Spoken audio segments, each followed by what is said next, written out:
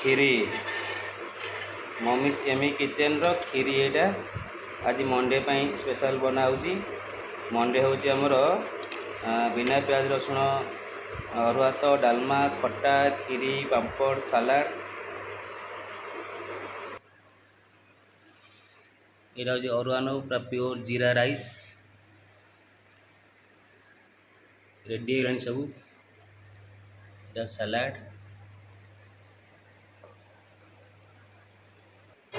ये डालमा यहाँ हूँ डालमा मम्मीज एमी किचन रो प्योर डालमा पूरा घी मरा डालमा। यहाँ धुआं बाहर ता पाखे अच्छी खटा टमाटो खटा